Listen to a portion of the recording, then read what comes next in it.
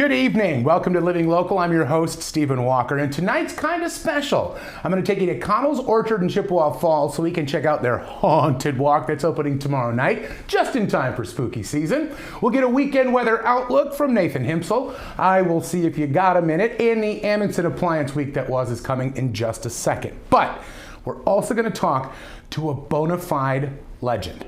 Mr. Miles Wilkins from the Board Store in La Crosse will be here to talk about a decades-long career and how important community is to each and every one of us.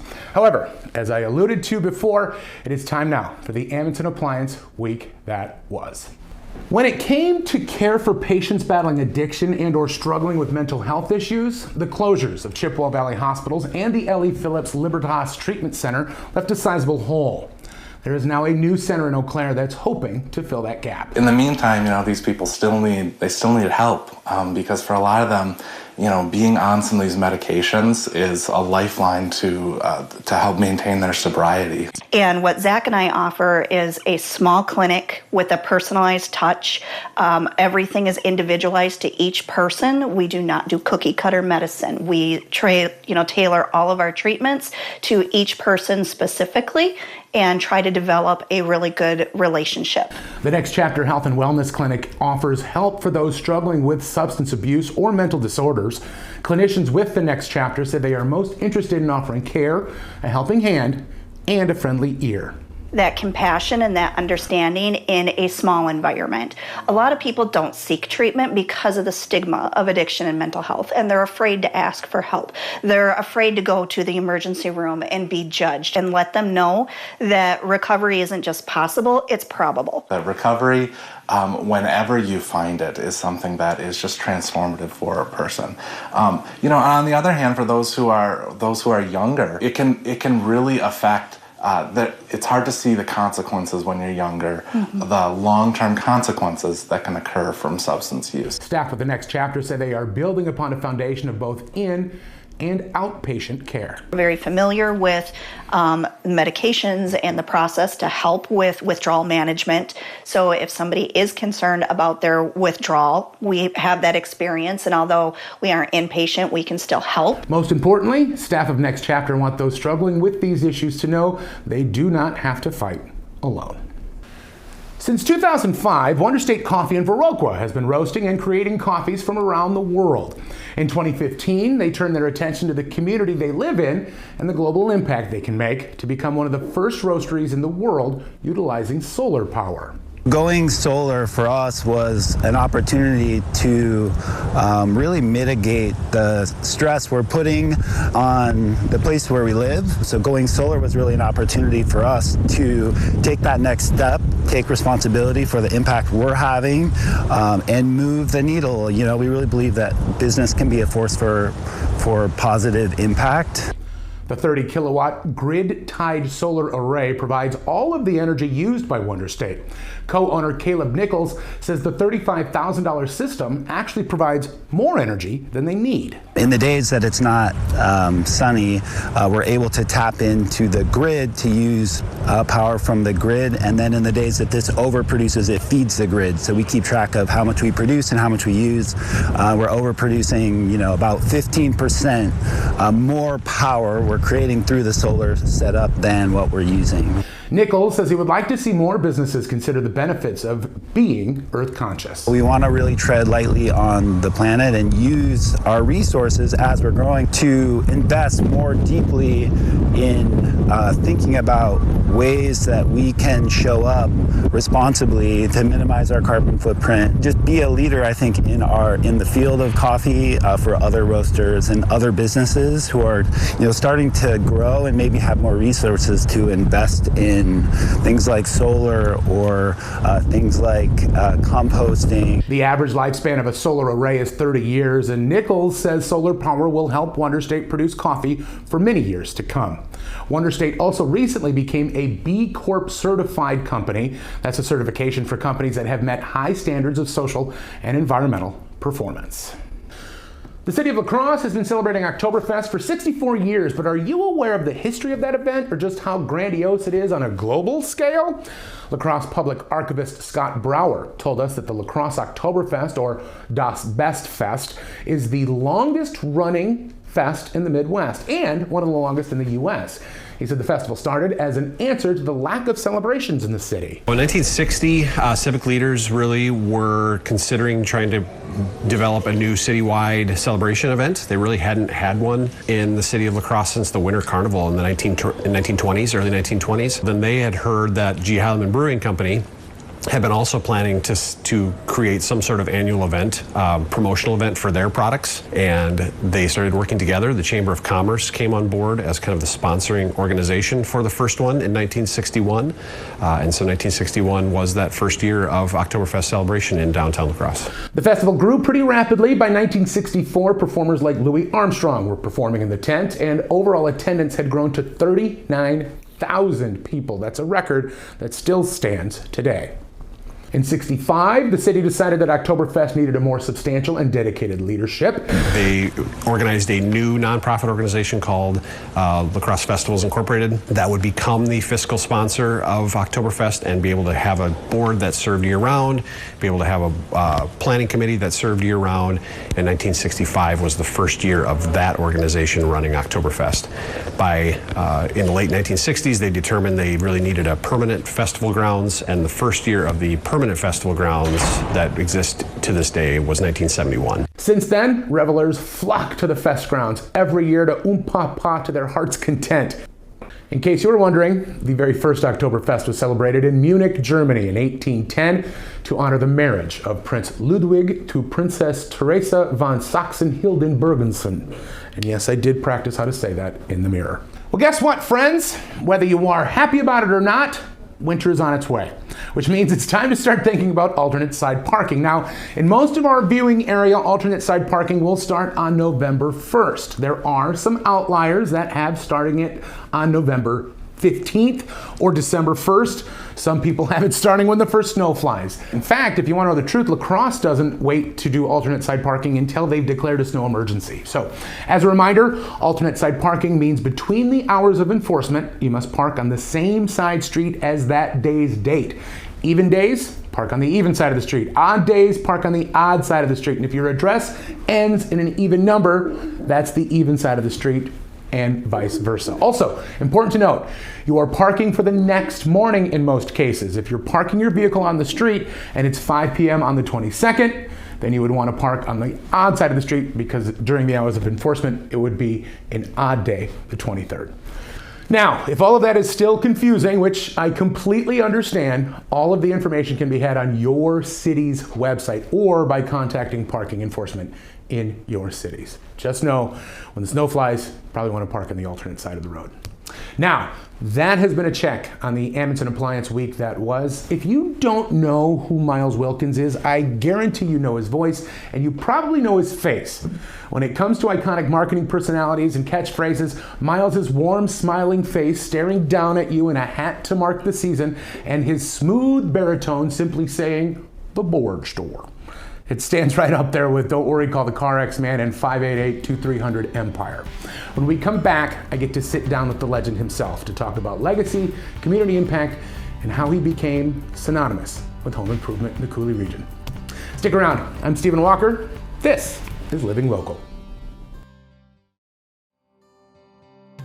Welcome back to Living Local. I'll tell you what, folks, it's not every day you get to sit down with a legend, but legitimately his industry has named him one, and we get to call him one of our own here in the Coulee region. It is Miles Wilkins from the Board Store. What is your title?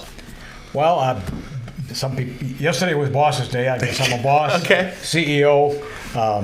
Actually, my daughter's the GM now, so she's taken that title. But mostly I'm just Miles. Sure, okay, I like that. If you're in La Crosse, you might recognize Miles as the guy with a different hat for each season that greets you as you go over the viaduct. But I do want to talk about that moniker. When you started swinging a hammer, did you ever think legend would be attached to you in any way? Well, actually, most of my career has been not necessarily hands-on, but more marketing. Sure. My primary tool has been my tongue wagging. Yeah. And I guess I got into it by accident in the 70s when the first energy crunch came. Fell in love with the industry just because you're helping people and making their lives better. And here it is 50 years later. Sure, yeah. Talk about that a little bit. So you were an employee of the Board Store. Was it the Board Store then? Oh, yeah. I mean, I was in the industry about 17 years before I was at the board store. Okay. And a couple friends of mine owned the board store. It was literally a board store, and we added the home improvement component to it. Within a couple of years, we had outgrown what the store was. And so, yes, I was an employee until fall of 2008. Not the ideal time to become an owner. Sure. I was 64. Didn't want to go looking for a job, and so the guy sold the business and the buildings to my wife and I. Sure. So then we've been owners since 2008. Is it even fathomable the different changes you've seen in the industry in that time? Well, you know, like everything else, is modernization, new products that came out, improvements in products. But essentially, it all gets down to taking an existing home and improving it, making it better for the people that live there. Mm-hmm. So that part's remained consistent. Sure, sure. You talked about how most of your career has been in marketing, essentially. I went to school in Toma, high school in Toma, so you were on my television every single night. What was that turn? Did you notice a turn when people at the grocery store were noticing you more for that and less for, again, swinging a hammer or selling to them? Well, I think television, and back when I started doing TV, it was 2 stations in La Crosse, and right. There was no such thing as streaming or any of that kind right. of stuff. So it did create a lot of recognition. Now, so many places I go say, "Oh, you're the board store guy," But it's been, this is I'm beginning my 37th year there, and so all of that time.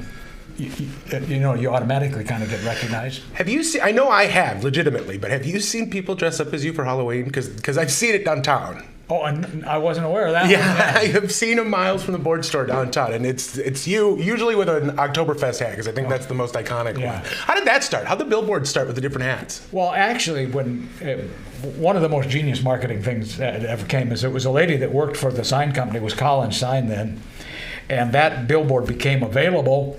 And they brought it in. I was actually out of town, showed it to my marketing gal at the time, and they actually had it mocked up with about 8 different hats. She had come up with this idea, and so they presented it to us, and it sounded like a great idea. And so that's when we started it, and I think that was close to 20 years ago. It's been quite a while. And it for billboards, a lot of times after you see it the first couple of times, then you don't notice. But because of the changing hat, people talk about it all the time. They'll say, "Oh, when are you going to change your hat?" type of thing. Yeah, 100%. You are now marking the start of the lager season. You mark this Oktoberfest. Usually there's something with spring that's in there as well. Well, we have a big show, and then we do Stepping Out in Pink. Oh, yeah. But it's kind of a community support thing, and it's just worked well for us. So kind of becomes a landmark. 100%. Yeah, like I said, it literally marks the changing of seasons here in town. And we are in kind of an odd location, so it also works really good for directions. That's another thing about that. You have not moved locations, correct? You've expanded, but not moved. Right. When I started in 1989, I think they had just the first 3 buildings there where the new mural is. And then over the years, they added them.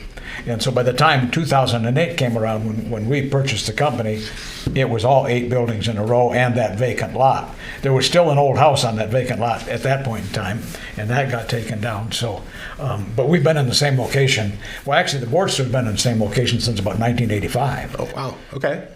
So I'm glad you brought that up. I want to talk about the mural a little bit. How did that come about? Whose idea was that? Well, I'd always thought we should do something with it, because after we took all those other buildings and that had been painted several years ago and started looking a little bit tacky, and I thought it might be a great thing to put a mural up there. And then my daughter, Danielle, she just really fell in love with the idea. She was out in Michigan where it was very common, and it was really her baby, so to speak. And then so we started looking around, and the city helped us. One of our good friends works for the city from high school, and so they connected us with the painter who's done stuff all over the world. Mm-hmm. Yeah. And it was a process getting through it, and we had the whole wall painted first with a real good coat of paint. Because that old masonry is a little bit loose, and then we put that one up. So it was pretty amazing. If you didn't get a chance to see it through its evolution, it was base coat, and then there was like some rudimentary shapes, and then you kind of saw what was coming, and then all of a sudden it was beautiful.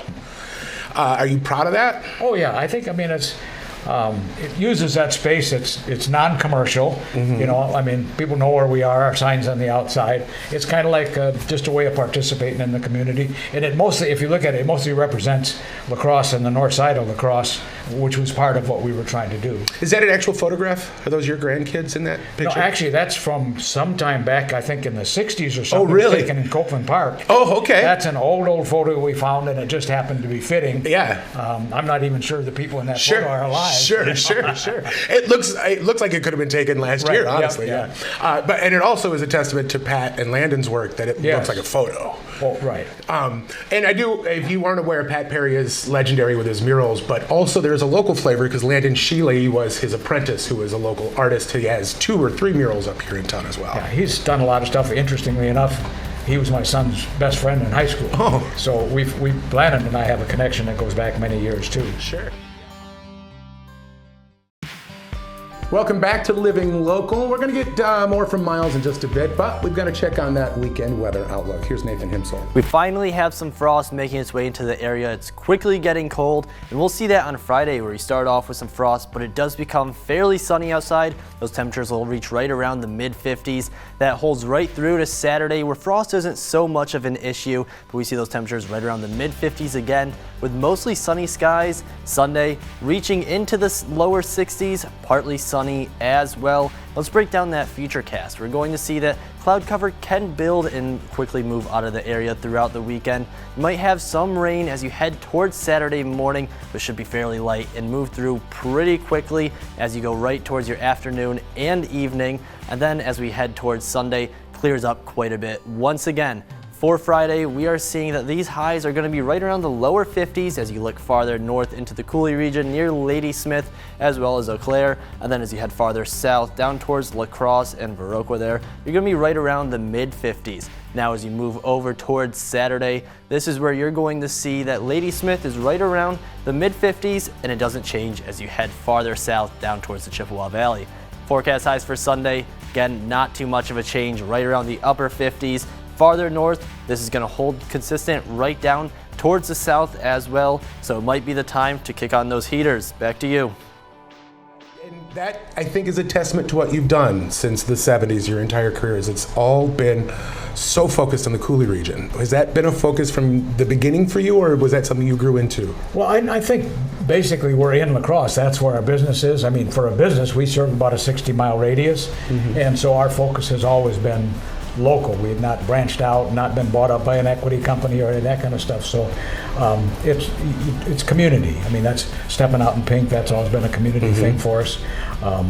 There's so many needs in the community, and you just try to stay focused on the people that are actually our customers. Right, yeah. By no means am I trying to short your term, but what's the future look like for Miles? Well, I think, you know, the idea is retirement. Right, yeah. And I'm a little different than some. My whole life, my work has also been my hobby. So, you know, for me, it's faith first, my family second, and work third. And I've never had a lot of other involvement in other things. So I'm still, I mean, I've cut back to about 40 hours, you know. but He's cut back to a regular work week, folks. But no, I'm still working with, I love working with my daughter. I mean, that's a great joy doing that.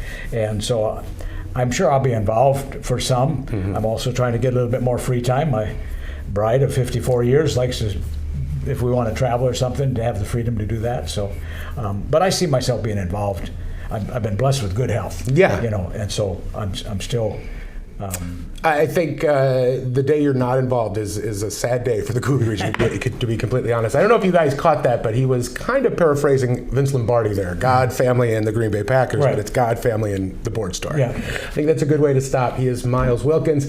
He is a fixture here in the Cooley region. If you have not seen the mural, please go down. Is it facing 4th? Is that right? Or facing 3rd? Yeah, if you're headed south. Yep. If you're headed south through La Crosse, you'll see the big thing, and why don't you stop in and see what's going on at the board store as well. Miles, thank you so much. Thank you. Again, a warm thank you to Miles Wilkins from the board store. If you find yourself in need of home improvement upgrades and you're within a 60-mile radius of La Crosse, do give the board store a call. And if you're in town or anywhere near, do come down and see that beautiful, beautiful mural. I have a bone to pick with my sales department. They sent me to a haunted walk, and it was not fun for the faint of heart, which I am. It would probably be fun for you. It's at Connell's Family Orchard in Chippewa Falls, and we just...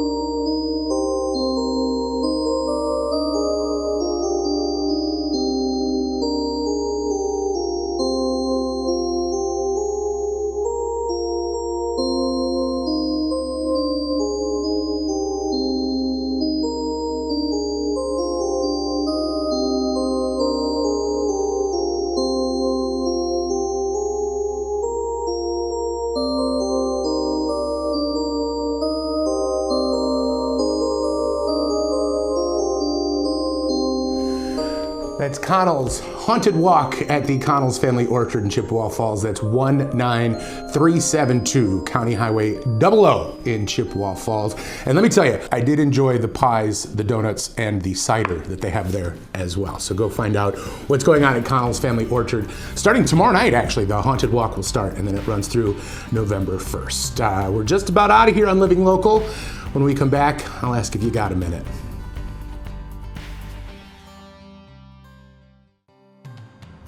Welcome back to Living Local. I'm Stephen Walker. Not a lot of time left. I want to take care of a little bit of in-house keeping. This weekend is another edition of Rivertown. In the heart of La Crosse, the river keeps its secrets. Two families, bound by tragedy and the mystery that never left these waters. A respected businessman and his grandson vanish beneath the Mississippi. Their story, swallowed by the current. Years later, a car careens off the old wagon bridge, lost to the depths below.